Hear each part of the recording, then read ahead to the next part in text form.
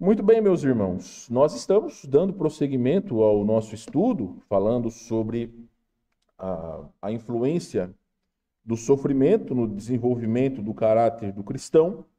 Eu quero convidá-los a abrirem suas Bíblias para o livro de Romanos, capítulo 11, versículo 32. Romanos, capítulo 11, versículo 32, é um versículo introdutório. Este não é um estudo expositivo da palavra de Deus, mas nós vamos trabalhar bastante vários versículos, várias passagens, as quais eu sempre peço a ajuda de vocês para me ajudar a ler. É um pouco mais rápido, a gente pode abranger mais coisas. Então, vamos caminhar juntos. Lembrando que, caso você tenha alguma dúvida, você pode perguntar, você pode levantar a mão e eu procurarei lhe dar então a palavra. Não precisa ficar preocupado, porque não existem dúvidas bobas. Às vezes tem alguma situação que você tem dúvida e as outras pessoas podem ter dúvidas também. E aí ninguém pergunta porque pode achar, a minha dúvida é muito simples, é muito boba. Não, não existe pergunta simples e boba. Todas as perguntas, elas são bem-vindas. Então vamos ler. Romanos, capítulo 11, versículo 32. E a palavra de Deus vai dizer o seguinte: porque Deus a todos encerrou na desobediência, a fim de usar de misericórdia para com todos. Forte, hein? Esse texto, juntamente com Romanos capítulo 9 e 10, trata exclusivamente da soberania de Deus. Vamos orar?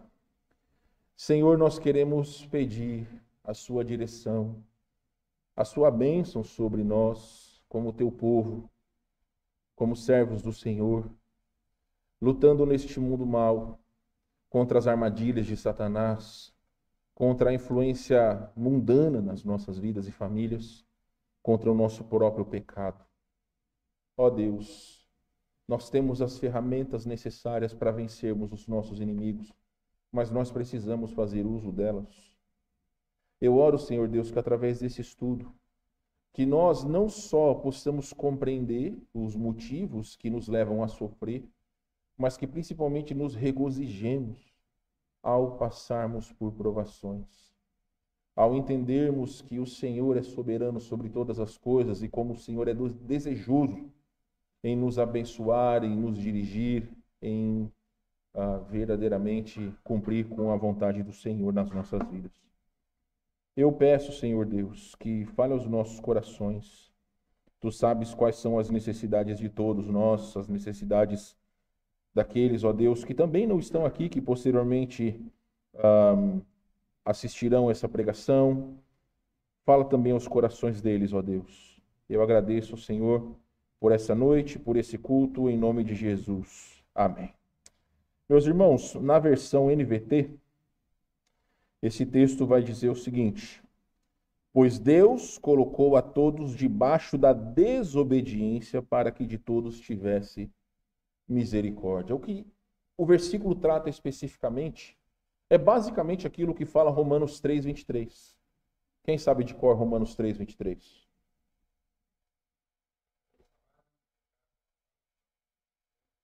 Esse é 6, 23. Porque todos pecaram e carecem ou destituídos estão da glória de Deus. Todos nós somos pecadores. Da menor criança até o mais experiente, todos são pecadores. Eu quero, antes de nós prosseguirmos, eu quero dar oportunidade. Semana passada eu quis entregar chocolates a vocês, mas vocês não quiseram. Quem se lembra do texto que é o tema do nosso estudo? Salmo 119, versículo 71. Quem pode falar? Quem falar vai ganhar serenata de amor. Bombom, tá, gente? Não uma serenata minha, mas um chocolatinho. Não vale colar, tá bom? Quem pode me dizer aí o Salmo 119, versículo 71? Dou-lhe uma, dou-lhe duas, dou-lhe três.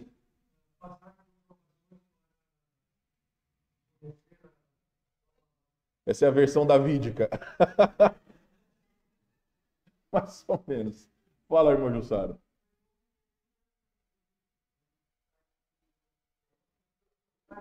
Essa é a versão da dona Jussara.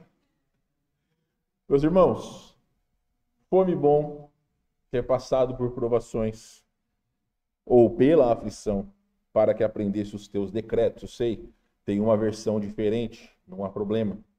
Mas vamos falar tudo juntos? Vamos lá? Foi-me bom ter eu passado pela aflição para que aprendesse os teus decretos. Isso, Salmo 119, verso 71. Essa, meus irmãos, é a lição que nós precisamos aprender até o final desse estudo. E talvez até o final das nossas vidas. Porque não haverá um tempo onde nós não seremos afligidos. O tamanho das aflições, elas são maiores ou menores. Mas sempre haverá algo que Deus quer nos ensinar por tudo aquilo que nós passamos. Então hoje o que nós vamos falar, nós vamos entrar, ou começar a entrar, introduzir sobre a questão bíblica, o significado do sofrimento no contexto bíblico. Procuraremos responder algumas questões sobre esse tema.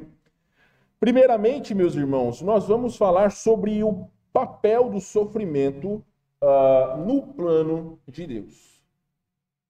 O que todos nós precisamos entender de uma vez por todas é que a palavra de Deus reconhece a realidade do sofrimento.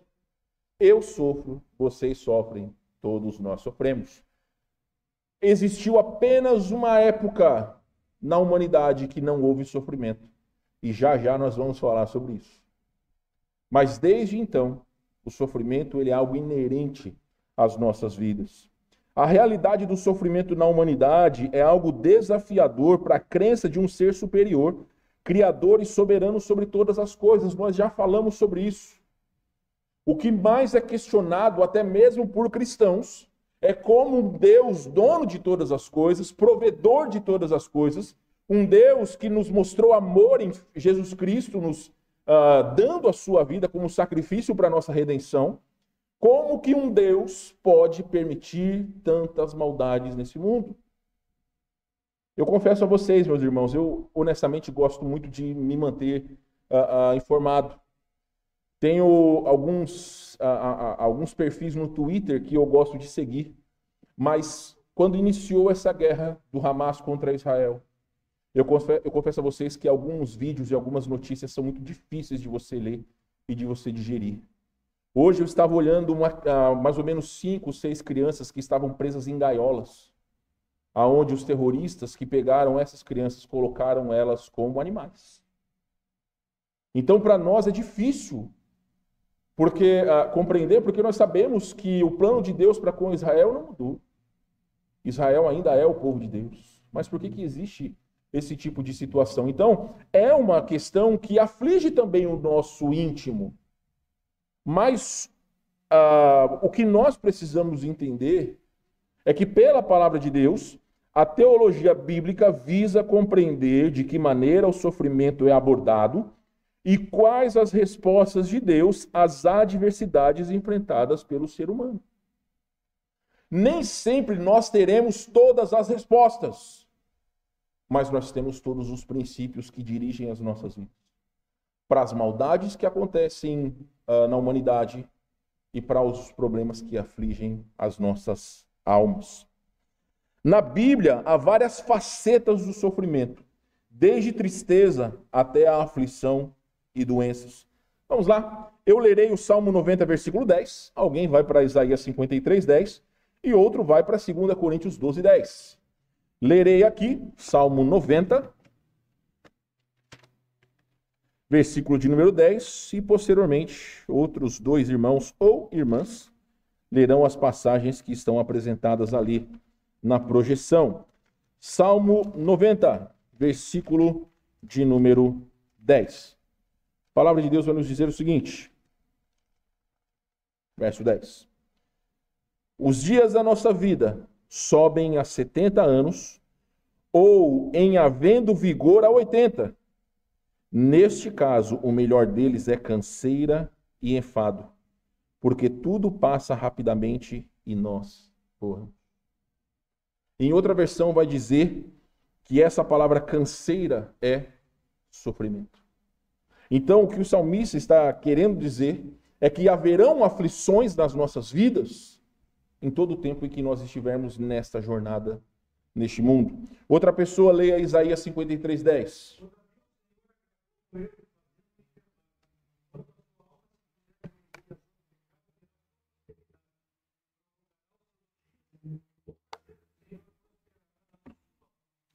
Então, meus irmãos, Deus não poupou o seu próprio filho de sofrer.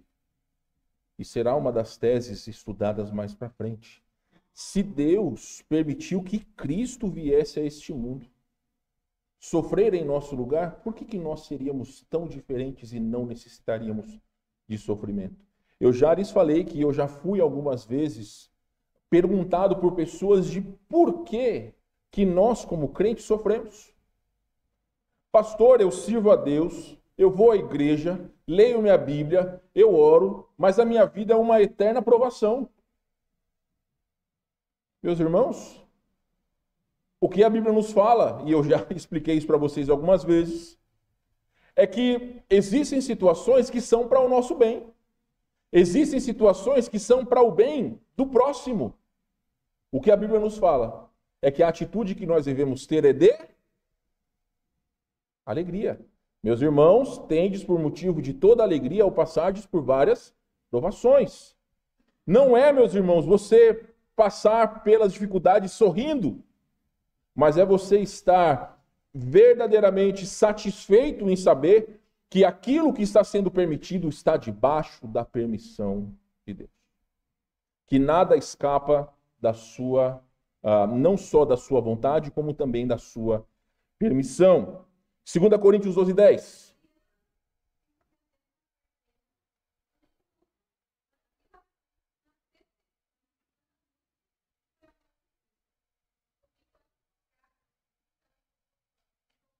Então Paulo era masoquista? Porque ele fala, tem o prazer no sofrimento. Não. Ele entendia que no seu maior momento de fraqueza, poderia ser o seu maior momento de buscar ser forte em Deus. A tendência humana é qual? Buscar a Deus em seus momentos de aflição. Essa é a tendência humana. É por isso que não cabe a nós julgar os motivos das pessoas chegarem a Deus. Porque até mesmo por esses motivos as pessoas chegam a Deus. Não foi através dessa pandemia terrível que nós tivemos que muitos chegaram a Cristo? Sim. Os relatos nas igrejas é que houve um número considerável de pessoas retornando aos caminhos de Deus, como também pessoas que se converteram. Então Deus usou essa situação para que também o evangelho pudesse ser pregado. Meus irmãos, Deus utiliza o sofrimento como disciplina, correção e fortalecimento da fé. Isso nós vamos trabalhar com mais intensidade com o passar do tempo. Então nem sempre se ache Marte por sofrer. Porque talvez você e eu podemos estar colhendo do nosso afastamento de Deus. Por exemplo, quando Jonas foi engolido pelo peixe, foi uma provação, não foi? Mas foi por culpa da rebeldia de Jonas. Porque se ele tivesse ido pregar em Nínive, ele estava longe do mar e ele não seria engolido por um peixe. No ventre do peixe, ele disse uma das frases mais célebres do Antigo Testamento: ao Senhor pertence a salvação. Deus enxergou no coração de Jonas que havia um arrependimento. E aí ele foi vomitado de um peixe. Meus irmãos, o Keller, ele disse o seguinte: o sofrimento faz parte do bom plano de Deus. Se você esquecer de tudo essa noite, lembra dessa frase. O sofrimento faz parte do bom plano de Deus. É esse pessoal feliz aí, né? Perdeu na quarta-feira, ganhou hoje, é assim mesmo que funciona. Mas faz parte. Meus queridos, então qual é o papel do sofrimento no plano de Deus? fazer aquilo que é a vontade dele. Usar conforme a sua vontade. Nós vamos ver agora, meus irmãos, a perspectiva bíblica do sofrimento. Começando do livro de Gênesis, ou pelo menos até o final do Antigo Testamento. O livro de Gênesis começa com a narrativa de como o mal e a morte entraram no mundo. Nós vamos ver isso daqui a pouco. Entendemos que Deus criou todas as coisas perfeitas e por culpa da rebeldia do homem o mal entrou no mundo. Nós entendemos, meus irmãos, que o livro de Êxodo relata os 40 anos de Israel no deserto, um tempo de testes e provações intensos.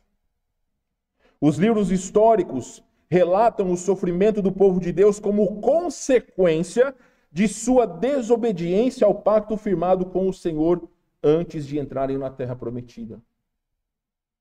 A literatura de sabedoria do Antigo Testamento é amplamente dedicada à questão do sofrimento. Jó, Salmos, Provérbios, Eclesiastes. Trata profundamente sobre a questão do sofrimento. Inclusive, no livro de Salmos, apresenta uma oração para cada situação possível da vida. E é impressionante como está repleto de lamentos de dor e de perguntas diretas a Deus sobre a aparente casualidade e injustiça do sofrimento. Abre sua Bíblia para o Salmo de número 44, 23 e 24, e no seu coração responda se talvez você nunca questionou a Deus da mesma maneira que o salmista fez. Talvez ao ler esse versículo ou ao ouvir alguém lendo, você vai pensar, eu já fiz a mesma coisa. Se você não fez, haverá um dia que você fará. Alguém leia para nós, Salmo 44, 23 e 24.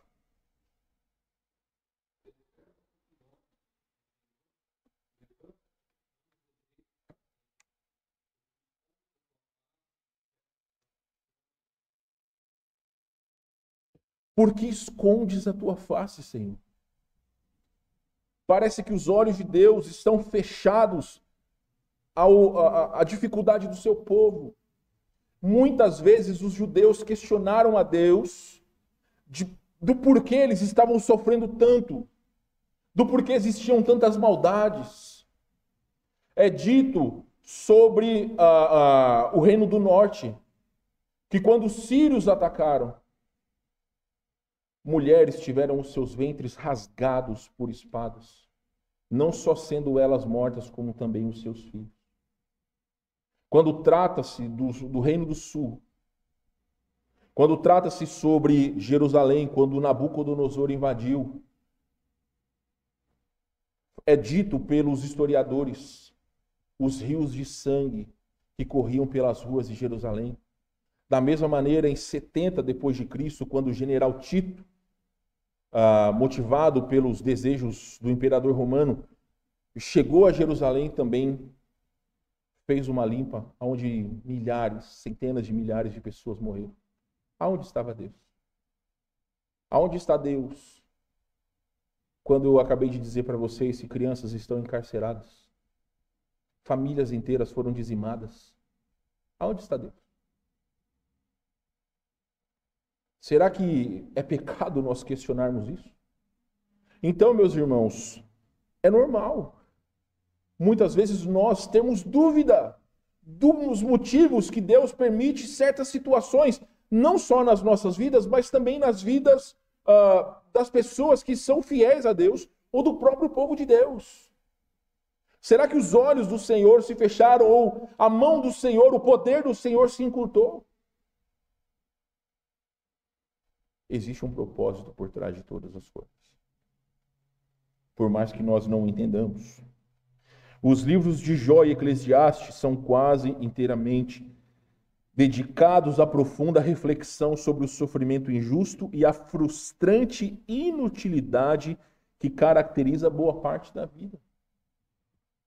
Meus irmãos, por mais que talvez você queira ir para uma ilha deserta, morar longe de tudo e de todos, não ter acesso à internet, à televisão, haverão situações aonde você vai sofrer.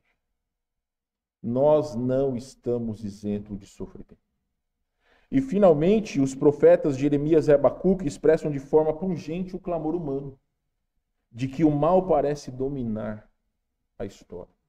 Esse é o panorama bíblico do Antigo Testamento em relação ao sofrimento. Nós sabemos que no Novo Testamento, Jesus Cristo voluntariamente veio a esse mundo para sofrer por homens indignos, por pecadores miseráveis. E somente através de Cristo é que nós temos vida. Então, o que nós podemos pensar, meus irmãos? O entendimento da teologia bíblica é que Deus é soberano para usar o sofrimento como um instrumento de sua vontade, a fim de que os seus propósitos sejam cumpridos. Seja na vida dos personagens bíblicos, como nos cristãos atuais.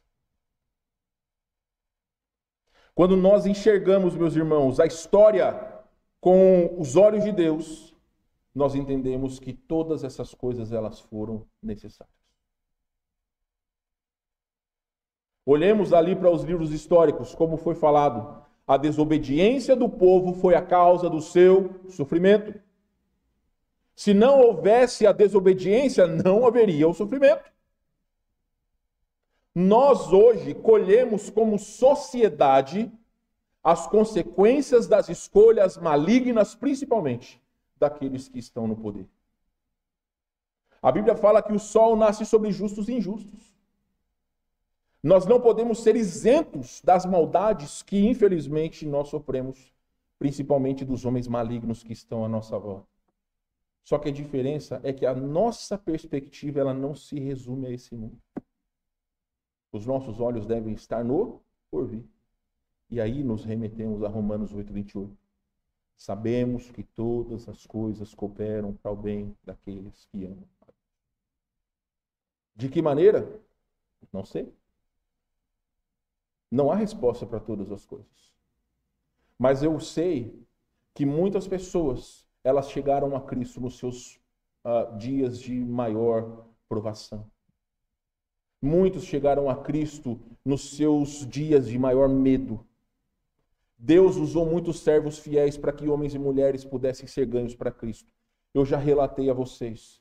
Os livros de história da igreja mostram que quanto mais homens e mulheres eram martirizados no decorrer dos séculos, maior e mais forte era a fé do povo de Deus. Mais pessoas se convertiam, porque quando o homem incrédulo vê na vida de um crente em Cristo a sua fé nos momentos de aflição, aquilo muitas vezes é o maior testemunho para alguém que não tem Cristo. Pode ter certeza que nos dias em que nós comparecemos nos velórios de cristãos, é totalmente diferente do velório de alguém que não tem Cristo. A esperança das pessoas sem Cristo se resume a hoje.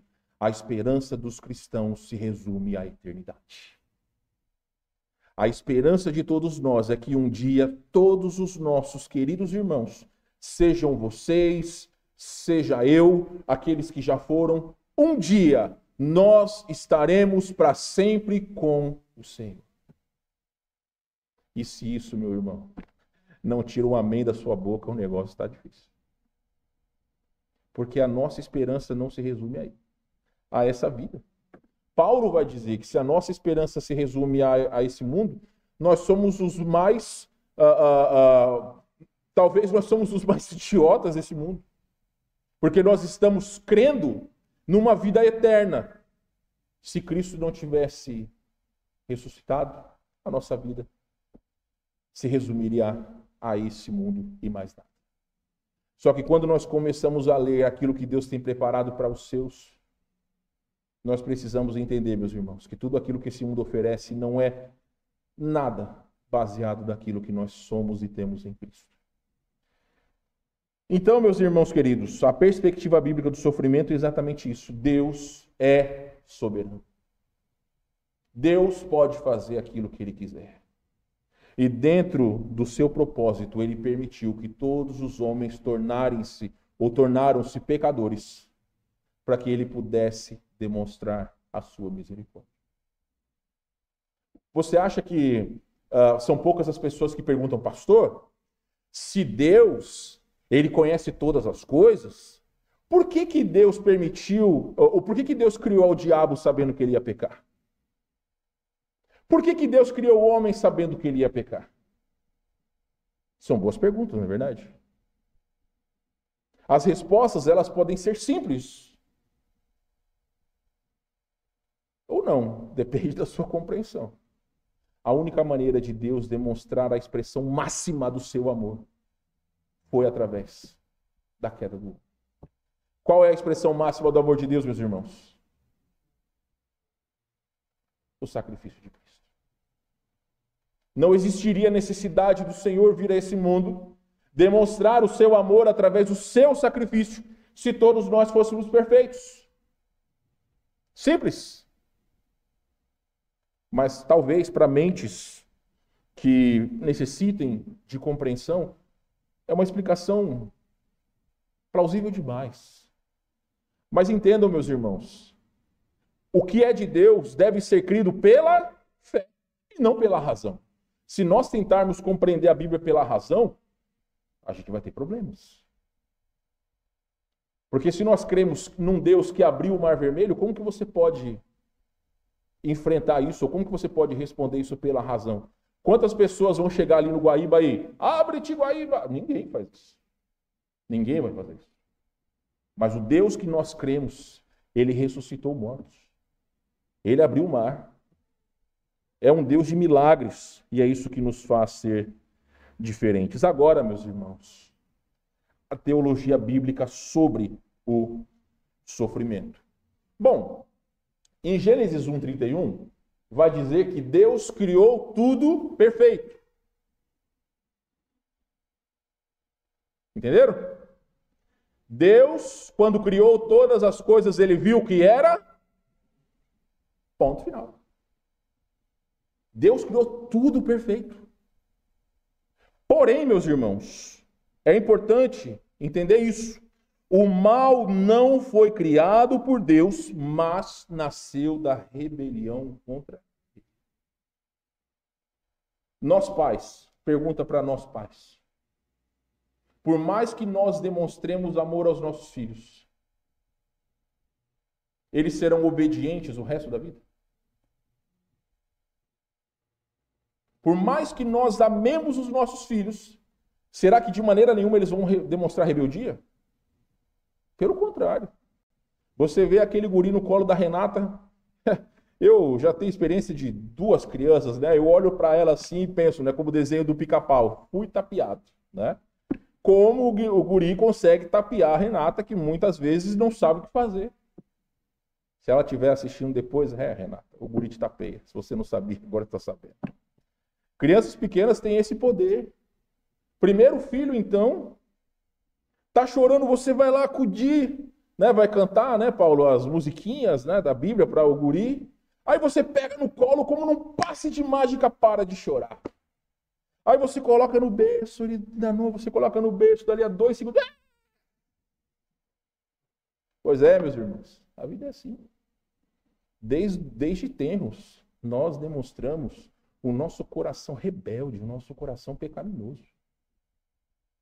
Então o mal não nasceu de Deus, não foi Deus quem criou o mal.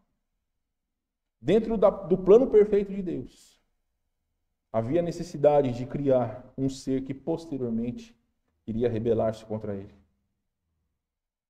E posteriormente, a criação perfeita de Deus iria se rebelar. E Deus iria demonstrar o seu amor através do seu único filho. Meus irmãos, o projeto original de Deus era um mundo sem sofrimento. Imagina aí, minhas irmãs, eu não sei quantas de vocês tiveram parto normal, mas imagina que bênção seria se você não tivesse dor. A minha esposa da Esther foram só 22 horas de trabalho de parto. 22 horas. E eu lá, tendo que ficar do lado, paciência, meu papel. Então, a vontade de Deus é que o mundo fosse perfeito. Porém, meus irmãos, Adão e Eva escolheram livremente rebelar-se contra Deus, mediante a influência da serpente.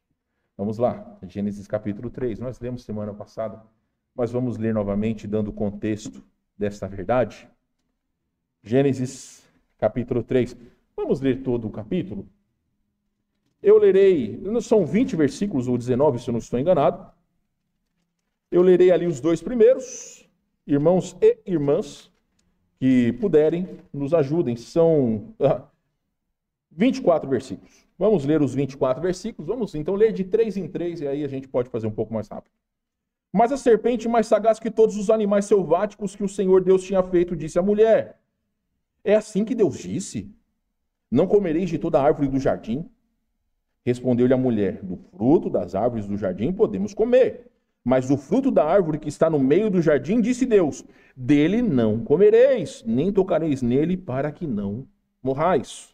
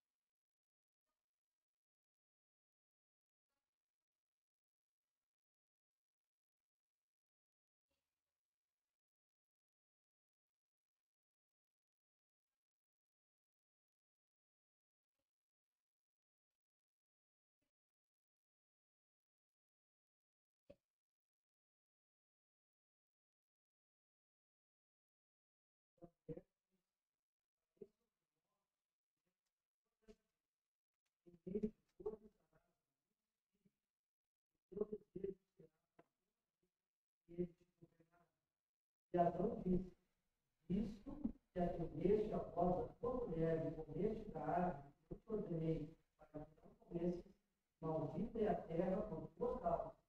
Em fadiga não terás dela o sustento durante os dias de tua vida. Ela produzirá também carne e árvores, e tu comerás a erva do campo. Importa o teu corpo.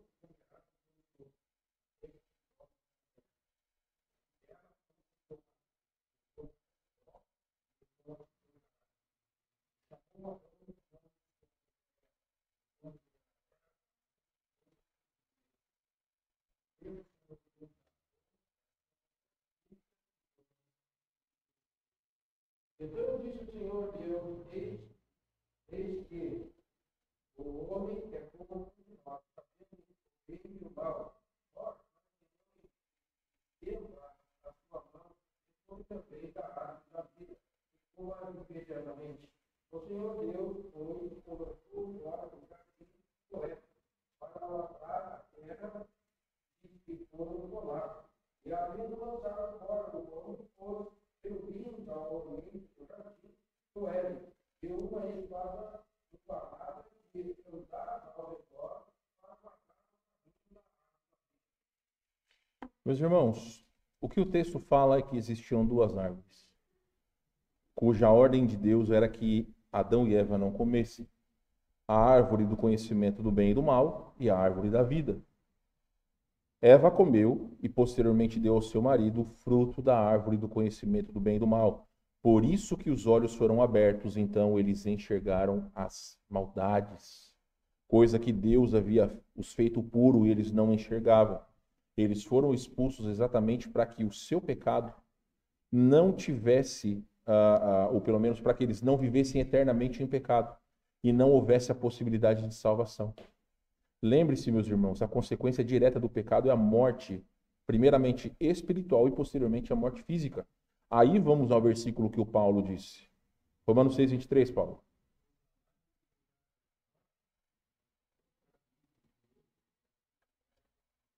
A recompensa do pecado original é a morte. Então nós entendemos, meus irmãos, pela palavra de Deus, que o resultado foi a depravação humana universal, porque todos pecaram e estão destituídos da glória de Deus. E também houve a corrupção da criação. Paulo vai dizer em Romanos capítulo 8 que a criação geme até o dia que ela venha a ser redimida. Não houve só consequências para Adão e Eva. Toda a terra foi também amaldiçoada por conta do pecado de Adão e Eva. Deus criou todas as coisas perfeitas. O mal e o sofrimento entraram no mundo por conta da decisão de Adão e Eva. Toda a humanidade tornou-se pecadora por natureza e toda a criação foi corrompida, sendo fadada à morte e à dor. As consequências nós veremos na semana que vem. Então, meus irmãos, quando o pecado entrou, o sofrimento também penetrou em forma de conflito, dor, corrupção, trabalho penoso e morte. Eis o início do sofrimento na vida. Então, notem como consequências, ou como o nosso pecado tem consequências que muitas vezes nós não imaginamos. Existiu sim, meus irmãos, e vai existir o julgamento de Deus sobre o pecado de Adão e Eva.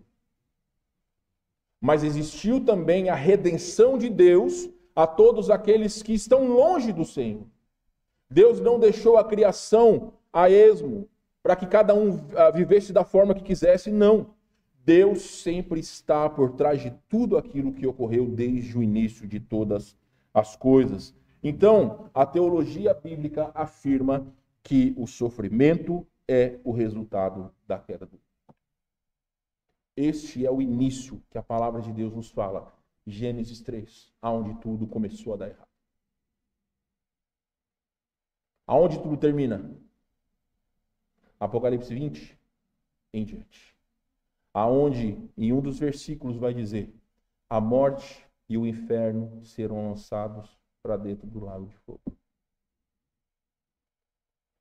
E aí Apocalipse 21 começa a dizer sobre o estado eterno, aonde não haverá morte, nem choro, nem dor, e lhes enxugará dos olhos toda lágrima.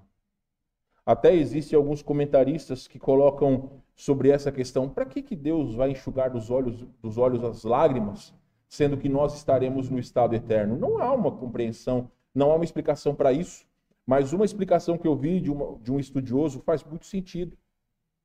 Que talvez nós poderemos ver o sofrimento daqueles que nós amamos, aonde eles sofrerão por toda a eternidade. Então talvez esse vai ser o único motivo de nós nos entristecermos. Meus amados, por conta do pecado original, pecado de Adão e Eva, os pais originais trouxeram dor, morte e sofrimento por conta da separação de Deus e da humanidade. Eles foram expulsos do jardim do Éden, foram expulsos da comunhão. Ao pecar, Adão abriu a porta para o mal entrar no mundo. O Éder Carvalho disse isso.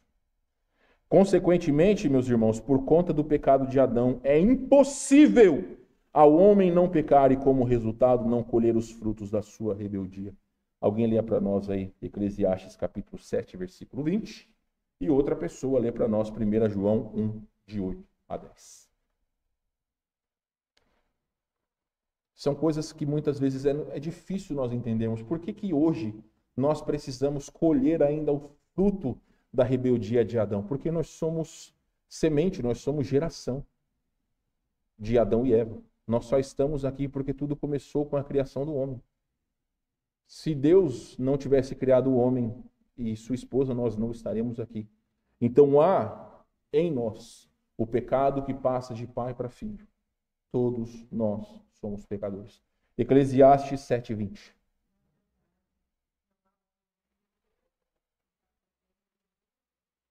Entenderam, meus irmãos? Não há homem justo sobre a terra que faça o bem e nunca peque. Por mais santo que aquela pessoa pode parecer, ainda é um pecado. 1 João 1:8-10.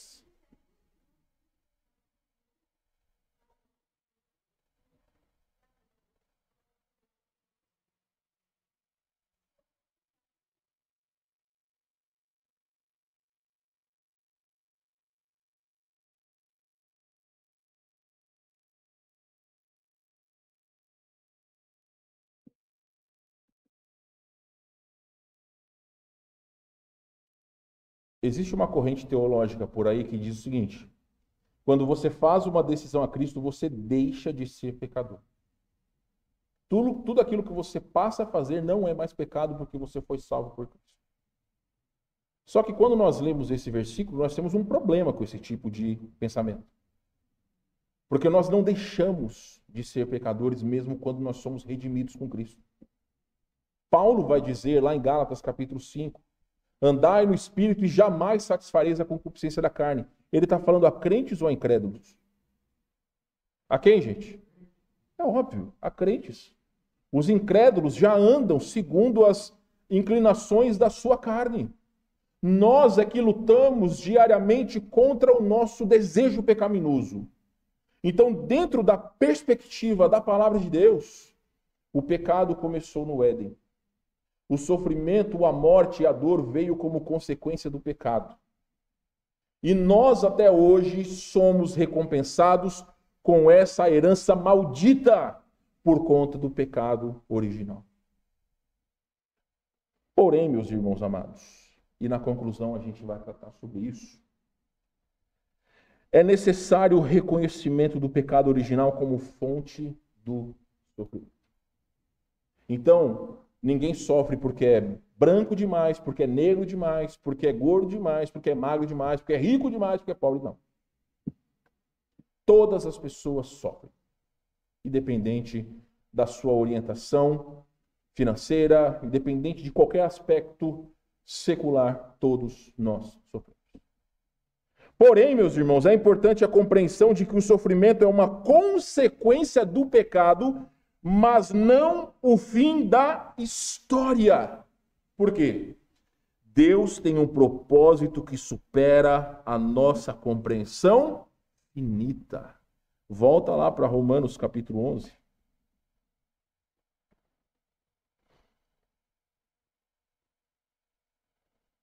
Novamente, meus irmãos. Romanos capítulo 11.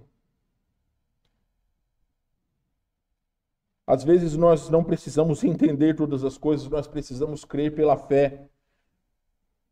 Deus colocou a todos debaixo da desobediência para que todos tivessem, ou para que de todos tivesse misericórdia. Deus sabia que o homem ia pecar? Sim ou não? Então por que Deus criou o homem? Por quê, gente? O versículo responde: para que de todos pudesse ter misericórdia. Porque Deus amou ao... Vamos tentar de novo? Porque Deus amou ao... de tal maneira que deu o seu Filho unigênito, para que todo aquele que nele crê não pereça, mas tenha vida eterna. Deus permitiu que o pecado e todas as suas consequências entrassem no mundo. Mas em contrapartida ele resolveu esse problema na pessoa de Cristo. Alguma dúvida sobre isso? Alguém tem alguma dúvida até aqui sobre essas questões? Finalizando, meus irmãos. É necessário buscar a reconciliação com Deus e a redenção através de Cristo para encontrar consolo e esperança em meio ao sofrimento. Vamos lá para Romanos capítulo 5. Eu quero ler todas essas passagens aqui.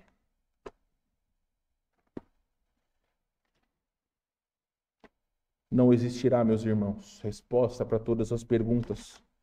Mas nós que cremos em Cristo, nós que somos servos de Deus, precisamos entender que o Senhor está no controle de todas as coisas. Há um meio aonde o sofrimento de toda a humanidade pode ser encerrado. Mesmo que nós nesse mundo soframos, mesmo que tenhamos uma morte dolorosa, esta dor não será para todos sempre. Paulo vai dizer aos Romanos no capítulo 5, verso 1: justificados, pois mediante a fé temos paz com Deus. Se lá no Éden o pecado nos afastou de Deus, Cristo nos traz para termos paz com Deus. Por intermédio de quem obtivemos igualmente acesso pela fé a esta graça na qual estamos firmes e nos gloriamos na esperança da glória de Deus. E não somente isso, mas também nos gloriamos nas próprias tribulações, sabendo que a tribulação produz perseverança, perseverança, experiência, e a experiência, esperança. Se nós, meus irmãos, entendermos que mesmo as barbáries que acontecem no mundo estão debaixo do propósito soberano de Deus, mesmo que os nossos olhos não consigam enxergar todo aquele sofrimento, nós creremos que existe um propósito de Deus em todas as coisas, por pior que elas sejam. Paulo já leu, já recitou mais Romanos 6:23, porque o salário do pecado é a morte, mas o dom de Deus, o dom gratuito de Deus é a vida eterna em Cristo Jesus. E finalmente, Romanos capítulo 8, versículo 28 e 29, que se você não sabe de cor, você vai saber até o final desses estudos sobre o sofrimento. Romanos 8, 28 e 29. Sabemos que todas as coisas cooperam para o bem daqueles que amam a Deus, daqueles que são chamados segundo o seu propósito. Porquanto aos que de antemão conheceu, também os predestinou para serem conformes à imagem de seu Filho, a fim de que ele seja o primogênito entre muitos irmãos. Antes de que nós dessemos o primeiro batimento no ventre das nossas mães, o Senhor já conhece a inteireza de todos os nossos dias. E segundo a sua boa vontade, nós fomos predestinados a sermos como Cristo. E dentro desta predestinação, desse propósito de Deus, está o nosso sofrimento. Todas as lutas que nós temos, todas as dificuldades que nós passamos e passaremos, está dentro do plano perfeito de Deus. Reitero, meus irmãos, esse trabalho foi feito pensando naquilo que nós como igreja já passamos. Como é difícil nós vermos as pessoas que nós amamos sofrendo por todas essas situações, como os nossos olhos não contemplavam uma esperança nos acontecimentos lá em 2020 e 2021 com a irmã Luciana, mas como diante de Deus, aprove ao Senhor livrá-la de todo sofrimento. E hoje ela está gozando da presença do Senhor. Somos nós que estamos aqui e carecemos de Deus. Ela está na presença de Cristo.